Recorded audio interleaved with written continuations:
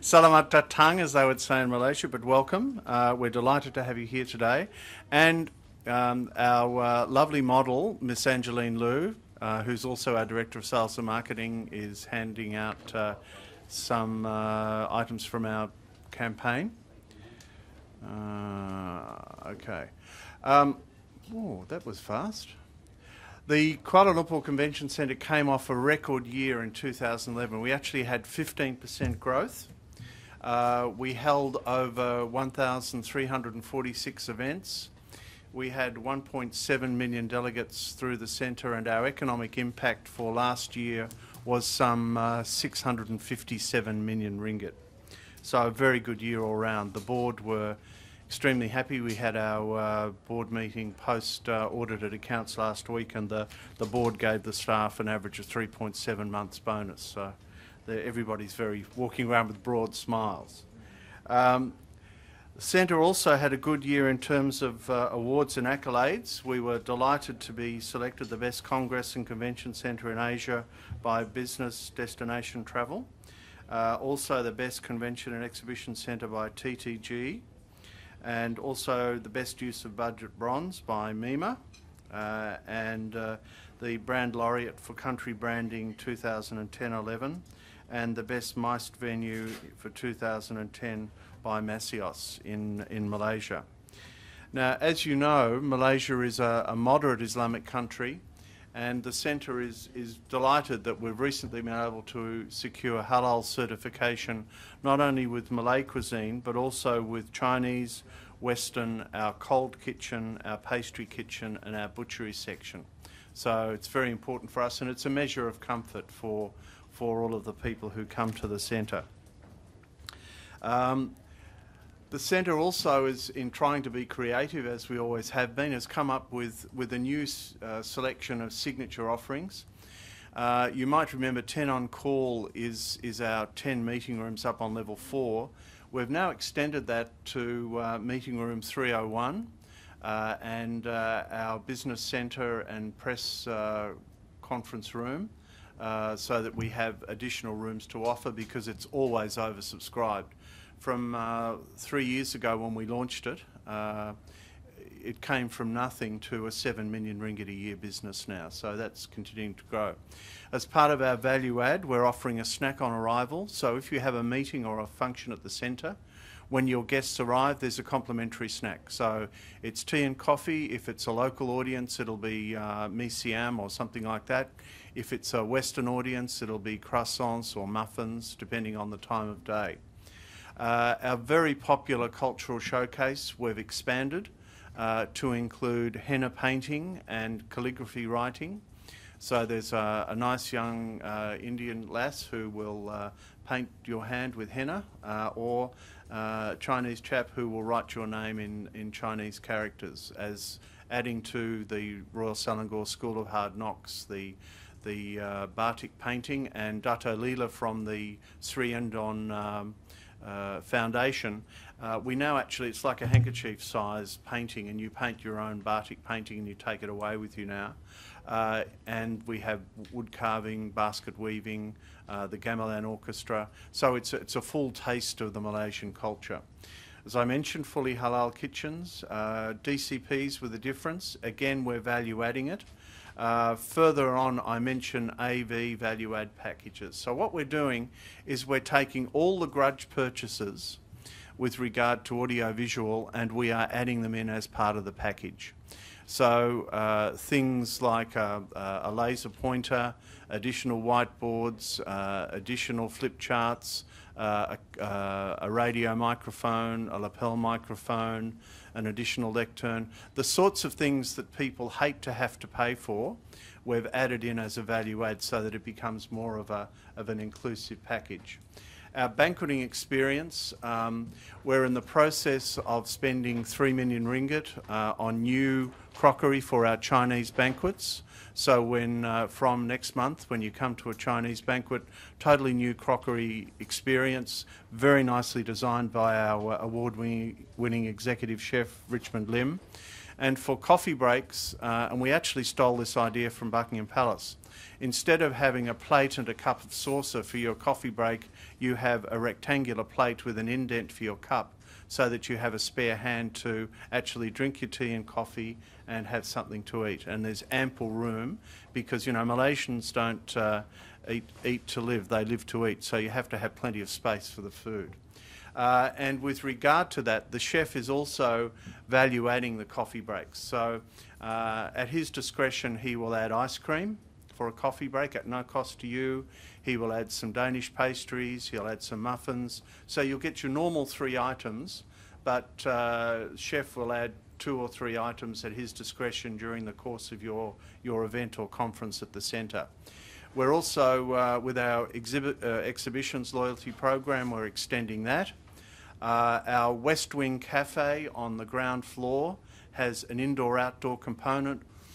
Nasi lemak is available from 8 o'clock in the morning, a Malay favourite, so you can have it inside or outside. A lot of other Malay favourites, but also some very nice Western items. Really good quality sandwiches and rolls and things, so that you can have a very informal atmosphere. Lot 195 or Hall 6 at the back of Hall 5 in our exhibition area, which is currently a parking lot.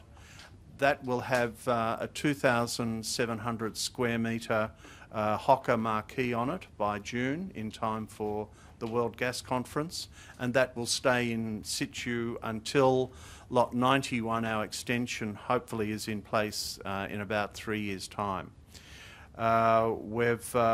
So we'll be able to add effectively 2,700 square metres to our inventory of space availability from June of this year. And we know that Wi-Fi is a grudge purchase, so we're making pretty well the whole of the centre complementary Wi-Fi compatible. So on level 4, all of level 4, all of level 3, all of level 1, and the West Wing Cafe on the ground floor will all have complementary Wi-Fi access from next month. What else do we have? As part of the Malaysia's Economic Transformation Program, we have developed Malaysia's iconic experience in Kuala Lumpur, which is based around the KLCC, which is not the Kuala Lumpur Convention Centre, it's the Kuala Lumpur City Centre. And it incorporates the park, Petra Sands, which has had a revamp, Surya KLCC, the shopping centre, Aquaria KLCC, which is being developed as the Marine Discovery Centre for Malaysia. Big expansion going on there at the moment. Traders Hotel, which is having a revamp. Impiana, which has had 180 odd rooms added. It's now a 500 plus room hotel. And that extension will open next month. Gallery Petronas, the art gallery, is expanding and revamping. Mandarin Oriental, which is undergoing a refurb, the Dewan Philharmonic, and the Kuala Lumpur Convention Centre. As part of the experience, the Skybridge visit has been totally revamped and now includes level 85. So and level 85 up in Tower 2 was originally only for heads of state. So you have the large-scale model of Kuala Lumpur, and level 42 is a very good experience as well. So we're developing some visitor packages around those 11 items, and delegates will have some additional attractions to visit. We've also, and Angie, as I say, is here today, our model. Yes, she scrubs up very well. She's showing a bit more flesh than we would normally show in Kuala Lumpur, I have to say. But it's our sarong campaign, which we successfully launched for the American market last year. And we've put an Australian twist to it for AIM, in that we aim to tie you down. So Angie will show you how to tie the sarong in a minute. I think she's got someone to experiment with. So that's our campaign, and we're developing that for all of our trade show experiences. It's a Malaysian loose-fitting garment, and it's designed locally, and we promote Malaysia's art and craft. But there are a number of different ways in which you can tie it, and it's a fun thing to do. So thank you very much for coming this morning. Of course. It looks like you're going towards giving away as much as you can. Value adding. Yeah. Value adding. Look, I've been in the industry over 35 years, and there are grudge purchases. And because, you know, it's areas like Wi-Fi access, which really doesn't cost us a lot, because it's the bandwidth that costs you the money. It doesn't cost you a lot, but it generates you a lot of income. Oh, yes and no, but it's an argument which you've had. I'm paying $30 local a night in the Crown Metropole. Yeah. And you're right, it is a judge, and it's exercised an awful lot of the industry in Europe, that's for sure.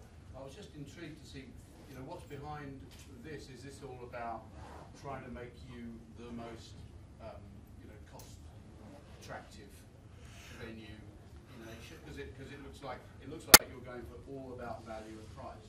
I think it reflects our customer focus and guest experience focus, which we've always had. I believe that it brings you business. Well, you know, it's about relationship building. It's about people having a level of confidence, and you know, there's nothing worse than having bid for an event, and when you get down to the final negotiations, the short strokes, it's a case of, oh, and this is going to cost you extra, and this is going to cost you extra, and it really does sour the relationship. So we've never claimed to be the cheapest venue. But with what we incorporate into the price, we believe we're providing value for money and taking out the grudge purchases. You know, in Asia, a lot of people go for the discount button. We don't go for the discount button. We prefer to value add and be a bit more creative about it. The other thing I might mention, which I didn't mention, is that our overhead walkway system opened at the end of January. The Prime Minister opened it. So you now have the ability to walk from the Twin Towers through tunnel connections to our front door, where you have air-conditioned overhead walkways, which are environmentally friendly, because they cut down on taxi usage, right through to the pavilion. The taxis are changing too. Most of them have meters in now, and they're using them, which you'll be pleased to know. You had a question. Yeah, just thinking that, so all these value added, what do you call this, aspects, you hope this will translate, of course, into repeat business. Well, it is. You know, the economic transformation allocation of funding which we had for bid support translated into over 21 conferences secured last year. We're finding that there's a lot of interest in Malaysia. Malaysia is seen as a moderate Islamic country, and it's seen as a country in the ASEAN Asian region, which is easy to do business with. You know, it's politically stable, it's very safe. It has good infrastructure, good airline connectivity, value for money. We find that when we have an international conference there, that because it's a moderate Islamic country, delegates from the Middle East, for example, they come in large numbers because they don't have visa problems, they don't have religious observance problems, they don't have food problems. People from China come because there's a large Chinese community. And for events, we'll even change the signage in the centre. Large Indian community, so we get a lot of delegates from India. And it's an opportunity for delegates from the emerging ASEAN countries, Laos, Cambodia, Myanmar, to come along to events as well. And Angie and I found that in the United States that organisers were actively engaging with us, and it's the first time I've experienced it in the United States for Malaysia, and they recognise that it's Asia Century, and that in order to grow their membership base and the success of their events, they really do need to hold them in the Asian area where there is the greatest growth.